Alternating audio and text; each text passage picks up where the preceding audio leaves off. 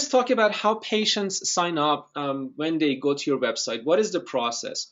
So first of all, they search for you on the internet, or they are referred to your practice. That's usually how they find you before they go to your website. Once on their website, they either leave the website, which means either they didn't find the right information, or the website was not appealing, or they didn't like the doctor, whatever the reason is, they leave the website, go to the competition, or they call the office or email or send a contact form. So we're interested in the calls and emails, and then they go through the office. So the office staff will communicate with them.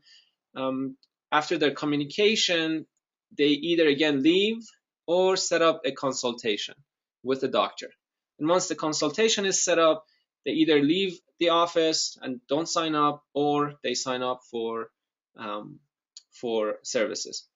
What we're interested in terms of internet marketing is from the beginning of the process through the website and through the calls and emails, and then the communication with the staff. That's the part that we can monitor, and we're going to talk about conversions next and see how we are able to get people to the website and then have them contact the office and then have the staff set up the consultation with the doctor. Once they come to the doctor's office, usually when they sit down with the doctor, usually doctors are pretty good in turning visitors into patients. So that is the process of patient sign up. Okay, conversion rate. First, what is a conversion rate and why is it important to us? I'm starting with conversion rate because conversion rate and conversion rate monitoring and optimization is the most important element of any internet marketing campaign.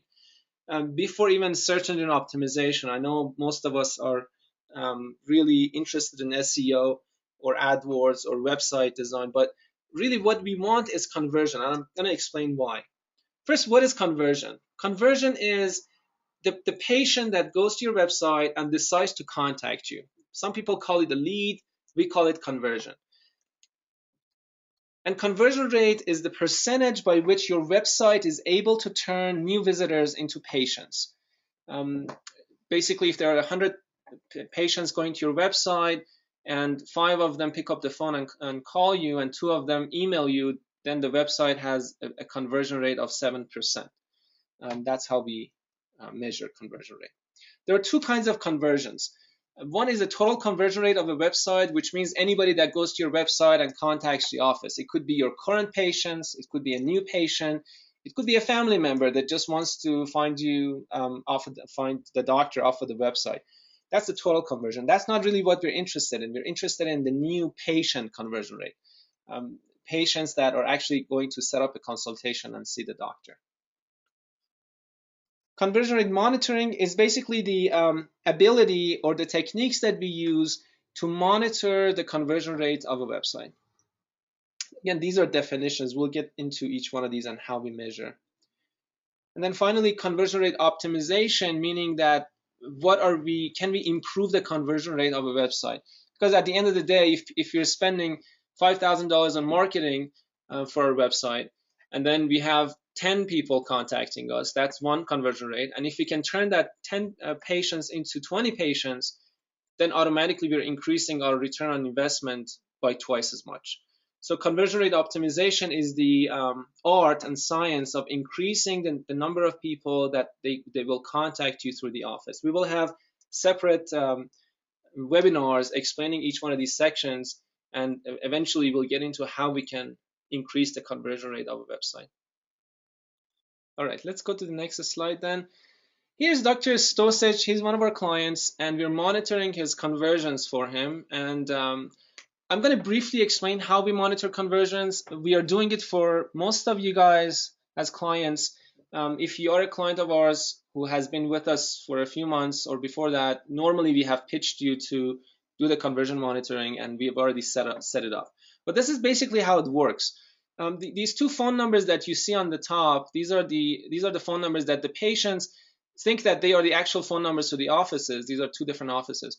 But in reality, these are dynamic phone numbers, which means depending on the avenue or the way you find the website, these numbers will change. So basically, these two numbers again are dynamic phone numbers that they will change depending on how the patient finds the website. If they find the website through Google AdWords, a set of numbers show up. If the patient finds the website through Google Organic, a different set of numbers show up, and so forth. And then if they find the website directly through referrals, another set of phone numbers will show up. And these phone numbers are the same set throughout the website, depending on where the patient came from.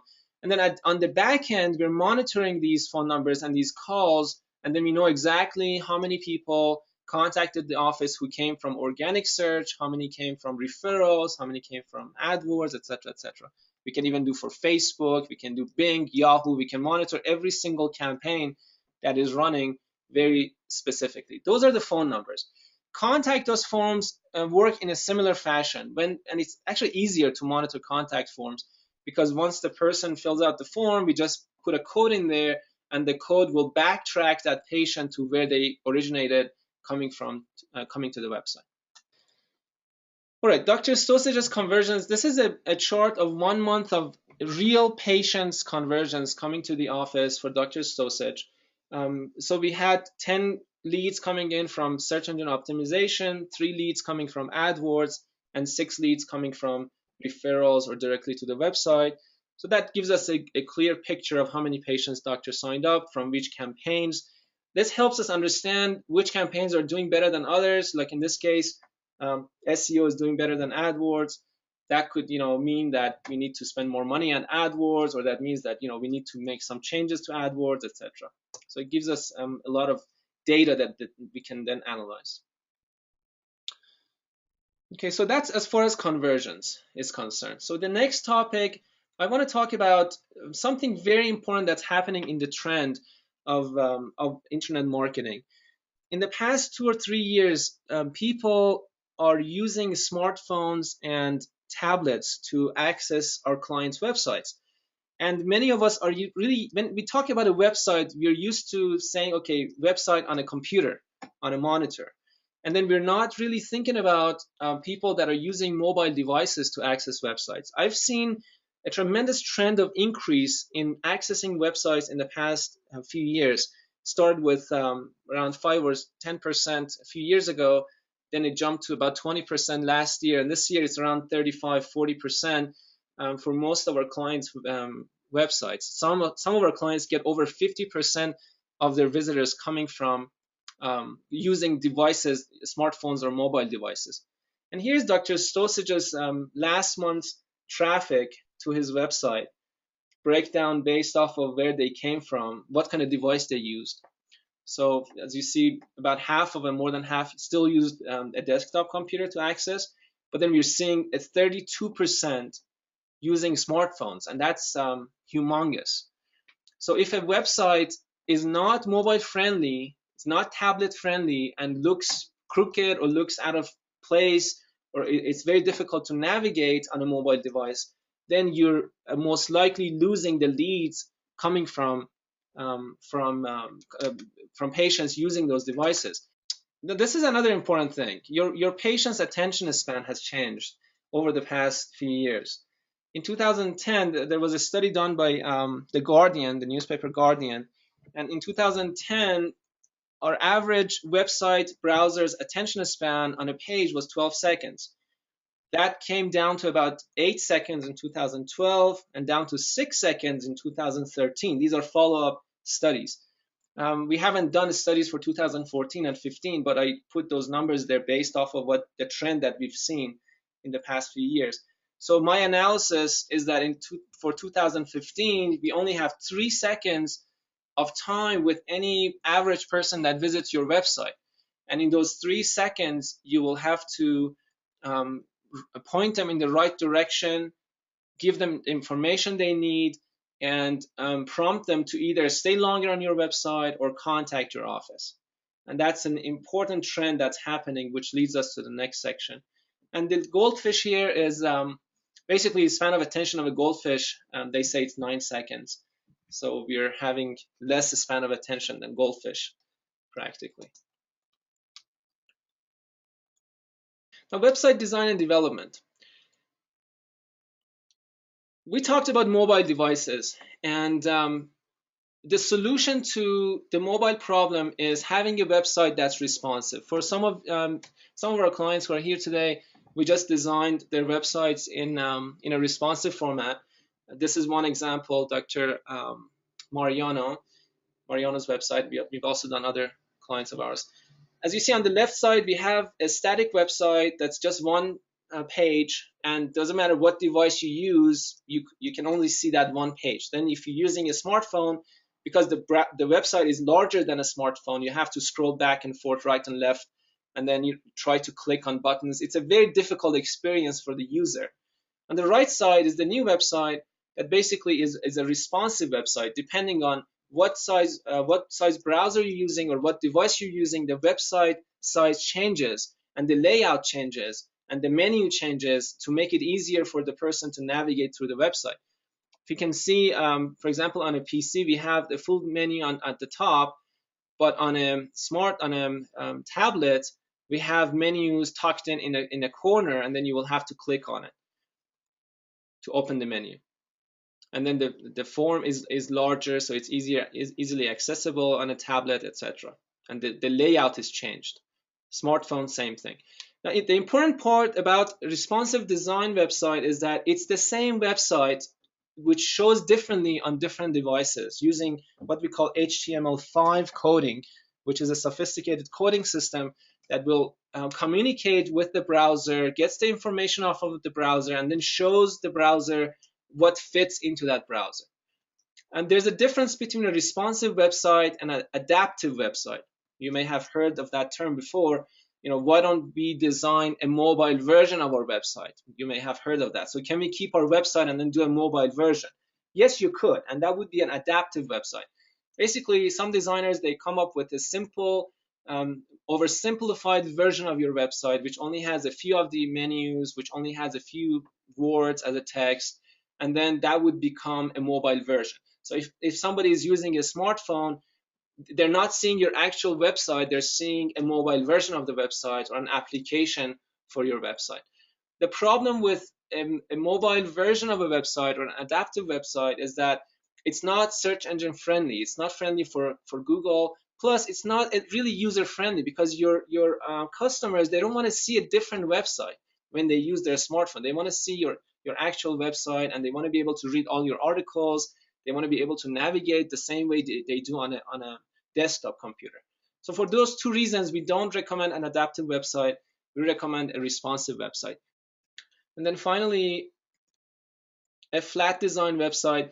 Again, because your visitor's attention span is going to be 3 seconds on average in a couple of years or less, then we need to basically communicate with them very effectively in those 3 seconds as when they land on the website. First of all, your website needs to load really fast. If out of those 3 seconds, 2 seconds of it, they're waiting for your website to load, then you only have 1 second left with them, which means they're going to leave the website and go to another website, because your competition is only 2 clicks away, right? You click back button and then you click on another website to visit. So here's flat design is a solution to that problem. More and more businesses are adapting flat design concepts, including some of the big brands like Yahoo, like Amazon, and smaller businesses also, we are encouraging for them to adapt it as well. So you see on the left side, we have Rita Zamora's website, current website, which is a little bit cluttered. It's a beautiful website, but it's a little bit cluttered. A lot of information there that the mind has to process. On the left side, on the right side, we have basically simplified it using flat design concepts. Here is a sample search phrase for Dr. Stosich, Grays Lake braces. You can do this on your computers as well, and you get similar results. This is for, you see the World Cup logo of Google is still up there, so it's a couple of days old. So the first section at the very top is what we call Google AdWords. They're marked by little AD letters in orange, so they're ads. To get you up here, to get your website up here, it's fairly simple. It takes a few hours to set it up, to set up your ads and then communicate with Google, and then boom, your ads will come up. you won't get charged unless someone clicks on a link, either this link or one of the links on the bottom and go to your website. If they just call you here, you won't get charged. So that's the AdWords section. And then the next section is Google Organic. Basically, these are the organic results done through search engine optimization. As you see, Dr. Stosich has a link here in AdWords and has a link here in Organic. Also has a link in the next section, which is the Maps or Google Plus. It used to be called Google Maps. Now we call it Google Places or Google Plus. Now it's all combined into one. Okay. Now, something important has changed with Google. Now we see the name of the author next to the search query. And this is the person who actually wrote the website. We call this the authorship. They used to have an image of that person as well, but they just decided to remove the image. So you just see the name of that person. If I click on that link, this will take me to Doctor's Google Plus page. Google Plus is the social media element of Google, which they're really pushing, trying to compete with Facebook. On the right side here, you see the map. On the bottom, on the right side, you see the address. And on the right side, you see, on the map, you see the A section. Again, this is Google Plus and combined with Google Places or Google Maps. And then finally, the reviews will show up. This is also pulled from the Google Plus page of the business, not the doctor. If you click on this link here, this will take you to the Google Plus page of the business. This name here takes you to the person's Google Plus page of the doctor. These are two separate Google Plus pages. It is a little bit confusing. We will have another full session explaining all of this, Google Plus and Google Places, and what's the difference. Also, how you can increase your reviews on Google, because this is really what's important. This is probably the most important element of this whole page, these reviews, because these are done by your actual patients writing these reviews. And that's how people decide who to contact based off of these reviews. They can click on this link and go and read these reviews as well. I know this is a lot of information packed into a very small session, but the reason we wanted to do it this way is just to give an overview of the whole process and then break it down into smaller sections and then go deeper into them. Okay, this next list, you may have seen this already for yourself, for your company as a client, but this shows the number of the keywords that we're targeting, or the main keywords, not all the keywords, the main keywords we're targeting and where they're ranking, where the website is ranking on the first page for these terms. As you see on this page, it says page 1, so this means all these keywords, or most of them, are coming up on the first page of Google search. This is for Google, this is for Dr. Stosich, and the dates that we did this is July 2nd, 2014. It's a very recent one. And then here we showed the changes in the past couple of past week. Basically, this is 1 week of analysis. This shows the difference. For an orthodontist or a cosmetic dentist practice, there could be up to 400 different keywords that we target, but we choose the most important ones, we put them on the list, we monitor them, but we're not able to monitor all the 400 different keywords that drive traffic to a website. I just wanted to share this, so for those of you who are not familiar with our ranking reports. Now, this is a chart of Dr. Stosich's traffic increase over the past few years, past 2 years. We had a 232% increase, and then that's the time frame.